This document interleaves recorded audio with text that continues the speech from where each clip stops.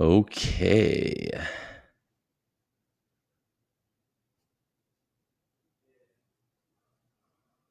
see. Okay. I think we're live. All right, ladies and gentlemen, welcome back to Quarantora.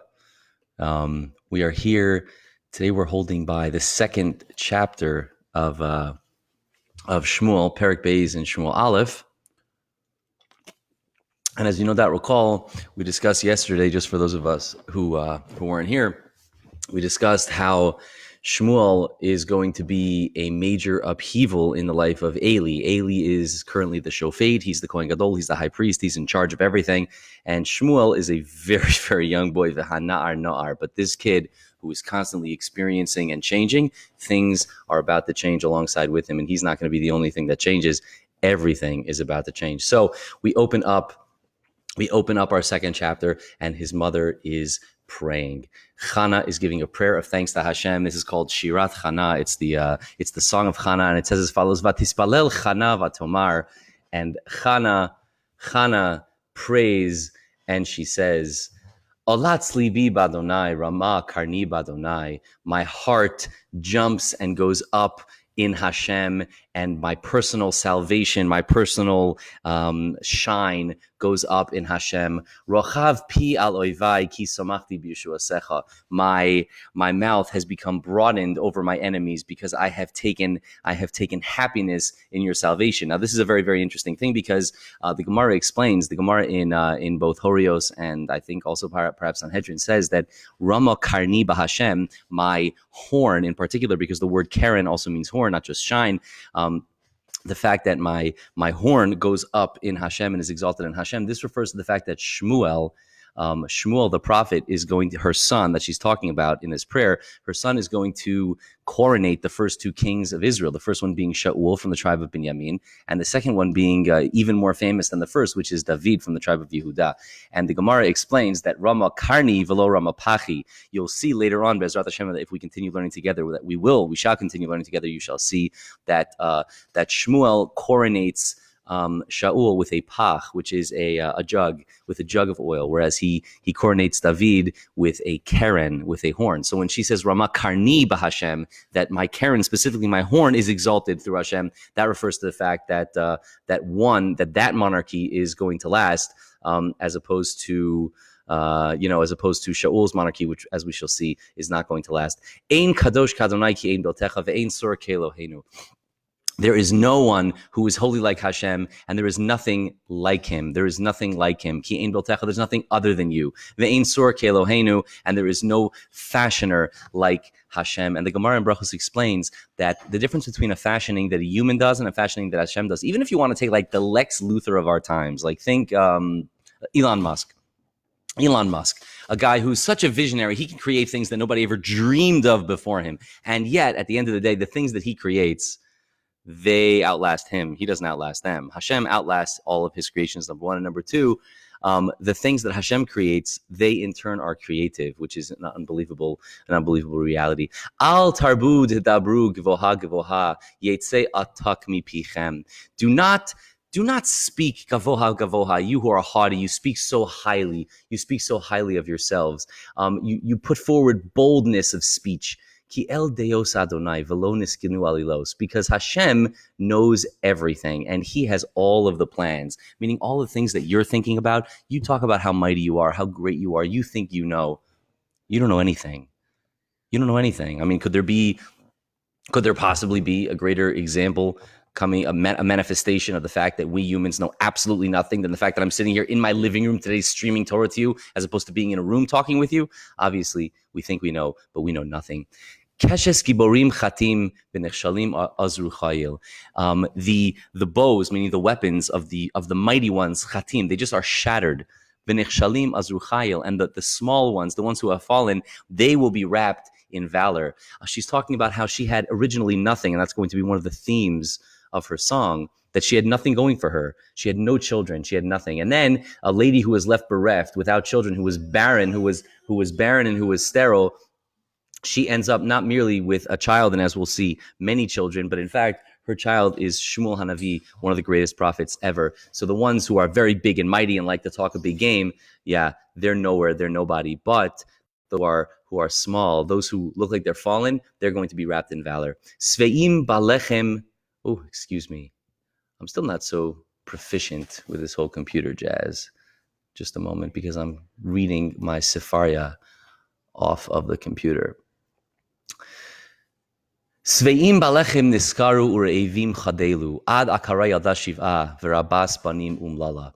The people who are filled in their bellies with a lot of food, with a lot of bread. Those guys that are the rich guys, yeah, balechem niskaru. They are going to have to rent themselves out for bread, because what happens to them, unfortunately, is that they can lose everything. And if you don't believe me, look at the markets. Ureivim chadelu, but those who are hungry cease being hungry. Ad akara yalda shiva, until the point where a lady who was barren, such as she herself, Khan, the one who was speaking, ad akara yalda shiva, someone who is barren can have 7 children. Verabas banim umlala, and she who had many children is going to be bereft, nebuch. And this refers, the Gemara explains that this refers to her co-wife, who we discussed yesterday, Penina, who had 10 children. And unfortunately, the Midrash tells us that every time that Hannah had a child, and she had several, every time that Hannah would have a child, Penina would lose 2. 2 of her children, unfortunately, Lo Aleinu, would die, until the point where she had to come to Hannah and beg her and plead with her, please intercede on my behalf to Hashem, so that no more of her children would die because of the awful way that she used to treat Hannah. Adonai memisu mechaye morid sha'ol vayoal. Hashem kills and brings to life, puts into the grave and brings up. Now, of course, this is going with the whole theme of this prayer, of this song, being the fact that the things that you thought have nothing end up with everything. The poor people become rich, the low people become mighty. But it's not just that. You see, if that was the issue, then you would think that Hashem. Why are you saying the fact that Hashem kills before he brings to life? He puts into the grave and then he takes out of the grave. Wouldn't you think that you would start that he gives life and then dies? That's the way that it works. But we're not looking at it from that perspective. We're talking about after a person dies, he might kill you, but umechayeh, you're going to come back. And in fact, this is very interesting. Marisha Avayol, the Gemara explains. If you recall, we said yesterday that Shmuel is a descendant of Korach, of all people. Is a descendant of Korach. And we said Korach's this awful guy, terrible, terrible dude, and he makes a rebellion against Moshe, and awful, awful guy. But we said that it's because Korach saw that he really was destined for tremendous greatness. Just it wasn't going to come from him; it was going to come from his children eventually. That's why it says "Bnei Korach lo mesu." In the Torah, it says that the children of Korach did not die. The sons of Korach. One of those, of course, descendants, most famous of whom was Shmuel Hanavi. And the Gemara says that Morid Sha'ol, God puts down into Sha'ol, into the grave, Vayal, and takes up. This refers to, where do you see Sha'ol? Sha'ol comes up in the Torah when it talks about Korach. The Aras Korach is swallowed up by the earth. They go down to hell alive. It's this awful, awful thing for it to happen, but we can discuss it more, Bezrat Hashem, in Parshas Korach. In any event, the Gemara brings from here, the Gemara understands from here that God picked up and took out, as it were, the children of Korach from Sha'ol. And we'll see that the fact that Korach wanted to flip over the entirety of the priesthood, of the Kehuna, on his face, we'll see that actually does happen. It just shouldn't have happened at the time. He should not have stood against Moshe and Aaron, but instead it's going to be his descendant, ultimately Shmuel, who will stand against what was happening, that we're going to read very soon. Adonai morishu ma'ashir mashpil af meromeim. Hashem creates poverty and then he enriches you. He throws you down, but then he brings you up. Mekim me'afar dal. He brings up from the dirt a poor person. Me'ashpos yarim evyon. From the garbage heaps, from the piles of crap, he lifts up the person who is destitute. The hoshiv in the divim, to sit with the philanthropists. B'kisei kavod yanchilem, and a chair of honor he will bequeath to them. Kil Adonai mitzuke eretz vayoshes aleihem tevel, because Hashem, he is the one who owns the foundations of the earth, and he shall place the entirety of the earth upon those foundations of the Atlas. Who is the Atlas? Who are the ones who hold up this world? It's the Dalim, it's the Evyonim, it's those people that God shall bring up. Raglei chasidav yishmor, the feet of his of his Chasidim. Chasidim, obviously, when you read the word Chasidim in the Torah, it does not mean what you and I refer to colloquially as Chasidim, who are followers of a particular Rebbe. Chasidim is those who are, we'll go with the kind ones, but it means those who really cling to him. Raglei Chasidim Yishmor, he will guard the footsteps of his Chasidim. Urishaim b'choshech yidamu. But the Rishaim, the evil ones, b'choshech yidamu, they will be silent in darkness. Ki lo b'koach yigbarish, because a person does not win with strength. You don't become mighty with your strength. If you pump all the iron in the world, if you have all the tanks in the world and all the best planes and the greatest missiles, I'm talking to you, Iran, I'm talking to you, Turkey, guess what? It's nothing. It's nothing. It's zero. Ki lo b'koach yigbarish. Adonai yechatu merivav, Allah b'shamayim yareim. Hashem will smash his enemies. He will take them all the way down from the heavens and shatter them. Adonai yadin afsei aretz. Hashem will judge all of the people of this world. V'yiten oz lemalko, and he will give strength to his king. V'yarem keren mishicho, and he will lift up the horn of his Mashiach, of his anointed one, which again, as we mentioned before, refers to ultimately the monarchy of David HaMelech, which is going to eventually manifest with the coming of the Mashiach, b'mheira b'yameinu. Just tangentially, I've been getting, I'm sure you have also, on the WhatsApp and the Facebook and all this stuff, I've been getting all of these fake Mashiach businesses regarding the coronavirus, and Bezrat Hashem, I will, I'll talk to that soon. I'll give a class on Mashiach, and hopefully we'll also address some of the more nefarious rumors out there. So, Pasuk Yud Aleph, if you've been following, we're in verse 11 now in chapter 2. Vayelech Elkanah haramasa al beito, and Elkanah, the father of Shmuel, went home to Ramah. V'hanar hayam misharesis Adonai es pnei Eli HaKohen.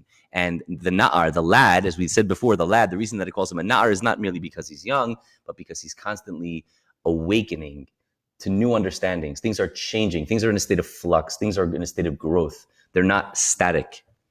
So the Na'ar, the young lad, was Mishares as Hashem. He was serving God. As we know, his mother Chana had promised him to the Mishkan, that he would be there forever. He would be given over to the service of God for his entire life, as Pnei Eli HaKohen, facing Eli the priest, meaning Shmuel was the student of Eli. All of Shmuel's understanding and wisdom and learning, that all comes right through Eli. Uvnei Eli b'nei Belial lo yadu es Adonai. And the sons of Eli are evil. Belial. Belial is generally translated as evil. The truth is, Belial can also be looked at as without hope or without productivity, without usefulness. Lo yadu es Hashem. They didn't know God. Now remember, it already introduced us to the two sons of Eli, Chafni and Pinchas, in the very, very beginning of the first chapter. The idea being because there's going to be a massive upending of the system here, because Eli's two sons, Chafni and Pinchas, are the ones who are Kohanim LaHashem. They're the ones who are running the temple, which is in Shiloh. And we're going to see now how they used to do terrible, terrible things. And it's introducing, therefore, you see that Shmuel is a young boy, and he's on his way up, and now Eli's sons are on their way down. Umishpata Kohanim Esa'am. And the way that they used to be with the Kohanim, as it referred to vis-a-vis the people, let's say you have to give an offering. Got to bring an offering to the temple. Okay, so you take your bull or your sheep, whatever it is, your bird, and you take it up to the temple. And as we discussed a little bit yesterday, so X part of it goes on the altar first, and then a very specific part, the chazeh and the shok, which is an area of the chest and the thigh, that goes to the Kohen as his part of the offering, and then the rest of it is ne'echal ba'alim. It is consumed by the people who actually own it. And again, you're talking about a major investment. A bull would cost you big money back in the day. Unless, a rich man perhaps could afford a bull, but poor people would take perhaps a lamb or even a bird if they didn't have any money. And this is an investment. You waited all year to go to the temple with your family and to eat there and to be mesameach, to bring tremendous happiness to your family. And mishpat kohanim esa'am, the way that it would go back in the day, kol ish zoveach zevach. Any man who was coming to sacrifice his sacrifice, uvanar hakohen kivashel basar, and a kohen, this young kohen kid, would show up as the meat was about to be cooked. Vahamazleg shalosh hashinayim biado, and he had a pitchfork. He had a three-pronged fork in his hand. And he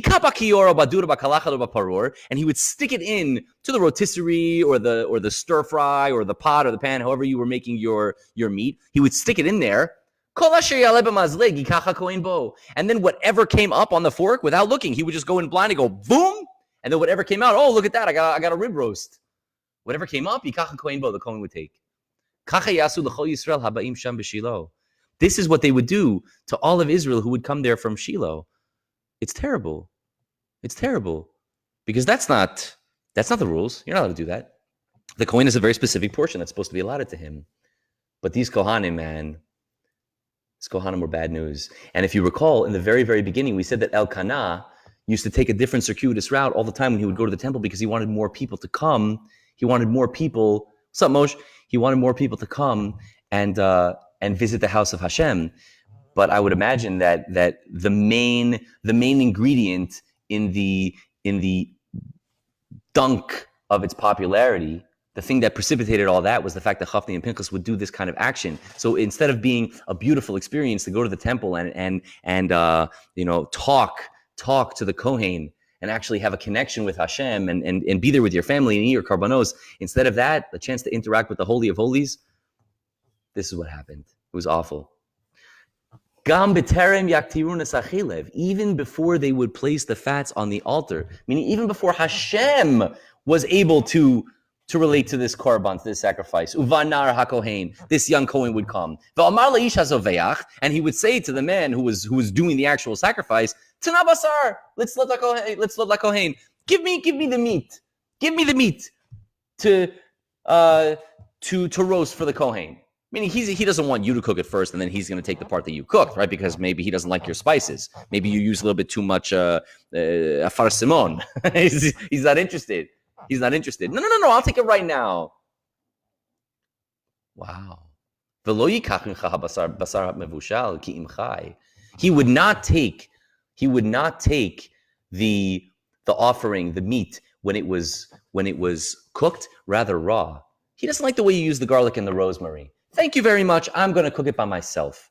Which you see again creates even more of a distance between the Kohen and the Baalim, the people who are actually bringing the korban. One of the main reasons that we see in the Torah that the Kohen is not allowed to have any land. He can't make money in real estate like all the rest of the Jews, because we want to force this integration between the average Joe and the Kohen. The Kohen has to bring spirituality to the people, and the people have to support the Kohanim. And what that does is it forces this guy can't eat his food without interacting with the Kohen to give him his trumot, etc. And a Kohen is not going to eat if he doesn't interact with the people, and that creates a beautiful integrated whole as a nation. But here, it was just awful. These Kohanim were brutes. They were literally brutes.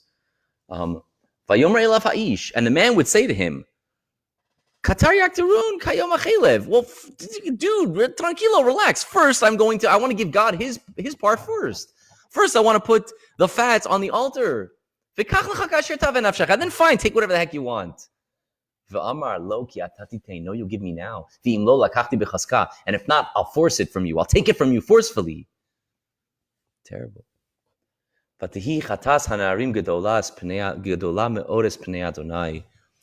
the sin of the young Kohanim was great, very great vis-a-vis God. Because they had caused anger and hatred towards the gifts of Hashem. Right? Can you imagine if you save up your whole year and you want to have this spiritual experience, and you get tickets for your entire family on El Al, and you go to the temple and you show up there with this beautiful animal that you handpicked and you made sure that it was corn fed or fed on blueberries, whatever it is, and then this is the way that they treat you in the temple. Can you imagine? It's horrific. Pasuk Yud Ches 18, Shmuel Meshareses Pnei Adonai Na'ar Chagur Ephod Bad. And Shmuel, right now we're contrasting. This is what the priests are doing, and Shmuel, the young lad, Mishareses Pnei Hashem, he is serving Hashem. Na'ar, as we said before, he's a lad, but he's growing all the time, learning, growing, changing. Chagur Ephod Bad. And he's wearing an ephod, which is an apron. He's wearing an apron of linen. Now this is very important. Because as we see in Pasuk Yud Tes in the next verse, Ume'il katon ta'aselo imo, and a small coat his mother would make him. What do you mean his mother would make him? Because we'll see, V'ha'alasal lo miyamim yamima, she would bring it with her every year, because obviously the kid is going to grow. So she would knit him this coat to go over his ephod. His ephod is a status symbol of somebody who is exalted, of somebody who serves the people, of somebody who's a lord of sorts, a noble of sorts. As we see from Rashi discussing in Parshat Tetzava what the ephod is, you can look over there, Ayin Shamatim Sarvei Nachas. So she would bring it with her every year. Ba'alosa es isha, when she came up with her man, remember we say isha, not her husband, but rather her man, because they were very, very in love. Lizbach esevach hayamim, to bring their yearly offerings, she would bring it to him. So every year she would bring him a new coat. And the Medrash says that after his mom died and she could no longer weave it for him, it grew with him until the end of his days, which you can take literally if you prefer, or a different way. It means that he took that one, he never got a new one. He kept mending that one because of how special that it was to him. And we see later on, as a matter of fact, in Shmuel Beis, when Shmuel is called back from the dead through the witch of Ein Dor, we'll talk about what that means when we get there. He's wearing his coat because he's the guy of the coat. Uveirach Eli es Elkanah ve'es ishto, and Eli would bless Elkanah and his wife Amar, and he said, Yasem Adonai lechazera min ha'isha hazot. Hashem should give you children from this woman. Remember, this woman, not the other one, Penina. Tachas ha'sheila asher sha'al Adonai, in place of the question that you asked for Hashem, or in place of the lending that you did for Hashem, because as we said, they gave Shmuel over to Hashem. That was they lent him to God for his lifetime. V'halchulim komo, and then they would go to their place.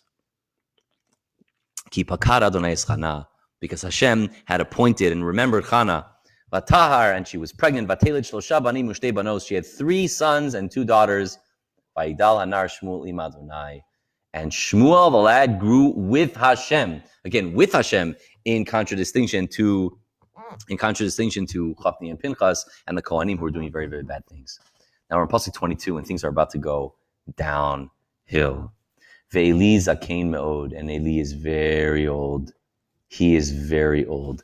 Now, this is important because right here, what we're doing is we're contrasting the word zaken with the word na'ar. The word zaken, as I'm sure many of you are aware, is a notricon, which means it's sort of like one of those compilation words. Remember when Ben Affleck was dating Jennifer Lopez and they were Benifer? So, what's up, Joey? So it's a compound word. The Gemara explains that zaken means zekana. This one, zaken means old, but it doesn't really mean old. The word zaken means zekana. This one has acquired. He has acquired. Therefore, it doesn't have to be somebody who's very old. You can be young and be a zaken because you have already acquired a tremendous amount of knowledge. As opposed to the na'ar, which we said comes from the word air, which means to awaken. It's somebody who's consistently in flux, and not looking at someone who has acquired. This is what he's acquired and he's finished. So as opposed to Shmuel, who was na'ar, who was constantly growing and changing and in flux, Eli, the Kohen Gadol, the father of the Kohanim who ran the Mishkan into the ground, was very old. V'shama, and he heard, is kol asher ya'asun banav l'chol Yisrael, all that his children would do to all of the Jews. And it's about to get worse. And how they would sleep with the women who would gather at the tent at the opening of the Oel Moed. And you say to yourself, they did what? What? Oh my gosh, that's outrageous. It's bad enough that they pushed everybody around when it came to their offerings. It's bad enough that they were mean to people and they pushed people away and they made sure that nobody was interested in coming to the house of God. But you're telling me that they committed adultery with the women that would come to the house of God? So the Gemara explains, no. I mean, well, yes and no. You have to understand, it doesn't mean that they literally slept with them. But here's what it means. We know that there's a concept called a carbon yoleres, which means that a woman who has a child, she is not allowed to be intimate with her husband until after a certain amount of time elapses, and she brings her karban, her sacrifice, to Hashem. Which means that if you put off her sacrifice, if you say, oh, she's ready on Tuesday, I don't think I'm going to get to it today. Come back on Thursday. If you say that to her, then essentially what you're doing is you are messing with, you are influencing the shalom bayit, the intimate lives of other people. If you're doing that, that's the same thing as sleeping with them, because you are instigating yourself into the sex life of others. Wow.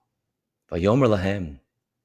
By the way, those of you who understood the reference from the end of the pasuk where it says Nashim Hatzov Ot Pesach Oel Moed, that comes up very distinctly in this week's parsha V'Hamei V'Yavin. Vayomer Lohem. So Eli says to his sons, Lama sa'asun kadvarim ha'ele. Why are you doing these things? Asher anochi shameas devrechem ra'im me'es kol ha'am ele. I hear bad things about you from all of the people. Now, which means, hey man, I know you got an answer to everything that I'm going to say. But here's the bottom line. Here's the bottom line. You know how they say in football, you are what your record is? At the end of the day, if you're the Kohanim and everybody around me is saying that you're a problem, you're a problem.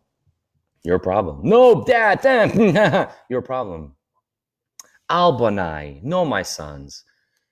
Ki lo tova hashmua asher nochi shomea ma'avirim am Adonai. Because it's not good, the things that I'm hearing about you from the nation of God, right? Again, this is very important that he's calling it the nation of God. He takes very seriously, even though he's the most important guy, he's the political leader, he's the religious leader, his children are running the temple. Still, Am Hashem, he takes the words of the nation of Hashem very, very seriously. Im yecheta ish leish, if a man sins to a man, ufila lo Elohim, they can go to the courts, and the courts can work it out. V'im ladonai yecheta ish, but if you sin to God, mi yispalelo, who's going to adjudicate for you? And they did not listen to the voice of their father because Hashem wanted to kill them. Because they were evil, they were bad, they were twisted. Now I know what you're thinking. You're thinking, excuse me, Sprung. How can you tell me that they didn't listen to their father because Hashem wanted to kill them? I thought that Hashem was always open for tshuva. How could you say that Hashem took away your free will? That's an excellent question. I think in this case we should go with the Rambam because we're not having a specific class on the concept of free will. Which is that a person can sin to the extent that God will cut off his ability to do teshuvah. You can lose your opportunity. Even though for 99.99999% of people, that door is always open, there are some who God will say, I'm cutting it right here. And if you want more than that, we're going to have another class on it. V'hanar Shmuel holech v'gadel me'od. And again, we're contrasting, and this Na'ar Shmuel is holech v'gadel v'tov. He is getting bigger, and he was getting greater, and he is good. Gamim Adonai, v'gamim anashim, both with Hashem and people. You see, it's not enough if you're going to be a leader of the Jewish people. You can't just be pious. You can't be good with God. You know, you're like, hey, I'm good with God. I have a long beard. I have a big black hat. I have long tzitzis, with or without tcheles, depending on who my rabbi is. And I daven a really, really long Shemona Esrei. And Hashem loves me. And I make sure to be very, very particular with my tithes. And I make sure that my Shmiras Shabbos is just perfect. And my kashrus is badatz. That there should never be a chashash, and it happens to be, obviously, when I'm in the street, I act like a schmuck, but the fact of the matter is Hashem loves me. No, that's insufficient. What kind of a religious leader are you that you sit all day in your ivory tower and people don't like you? If people don't like you, there's a problem. Shmuel was great, gamim Hashem, v'gamim anashim, also with God and also with men. Vayavo ish Elohim el Eli. And the man of God came to Eli. And Chazal tell us that this man is Elkanah. Because if you recall, we said in the very, very first pasuk that Min Haramasayim Sofim, we said that he's from Matayim Sofim. He was from the 200 seers. He's the man of God. He's a prophet. And he comes to Eli, Vayomer Elav, and he says to him, Ko Amar Adonai, thus says God, Haniglo niglesi el beis avicha biyosam b'mitzrayim lebeis paro. Have I revealed myself to the house of your father when they were in Egypt under the house of Paro? Meaning when he says the house of your father, he's referring to the Kehuna. He's like, okay, I gave Kehuna, I gave priesthood to the house of your father all those years ago, nearly 500 years ago. I gave this to you. Well, you think I did that for nothing? You think I just flipped a coin and went, I like Kohanim? Is that what you think? You think you stumbled into some kind of Bill Gates-like inheritance accidentally? And I chose you from the tribe of Levi, and then from among the children of Levi, from the house of Aaron, I chose you from all the tribes of Israel to be for me a Kohen. La'alos al mizbechi, to stand and walk on my altar. La'aktir ketores, and to bring the frankincense, to bring the spice offerings, lasei seifod lefanai, and to carry the apron before me. V'atna lebeis avicha es kol ishei beis Yisrael, and I've given the house of your father all of the fire offerings of the Jews. Lama tivatu bizivchi v'minchasi asher tzivisi ma'on. Why Why would you kick? Why would you kick at my offerings and at my gifts that I have commanded that they be pristine? You have more honor for your sons than for me? To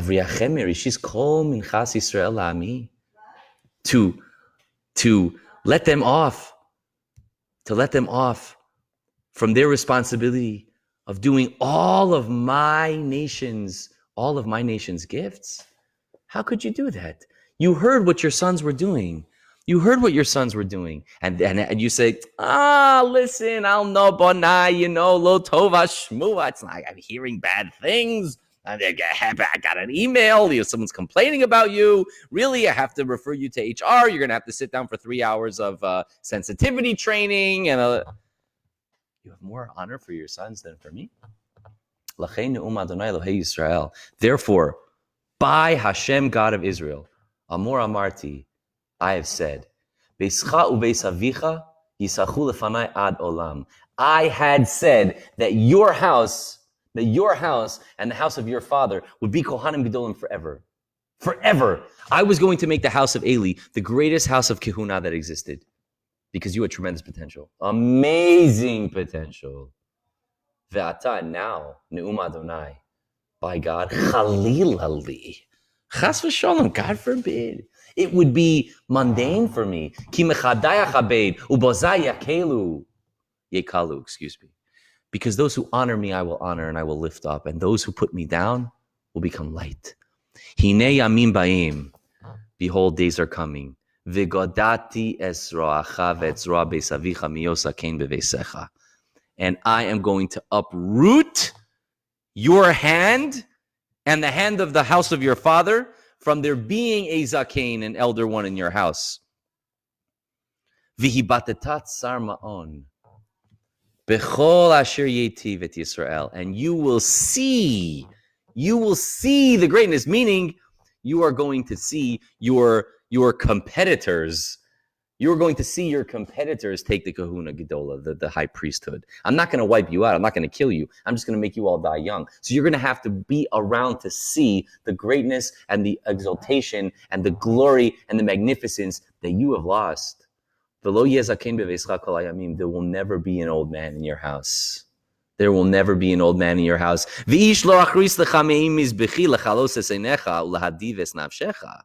But don't think that I'm going to cut you off. No.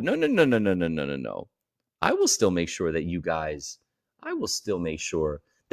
are around to hover around my altar in order to cause you pain in your eyes and pain in your hearts. And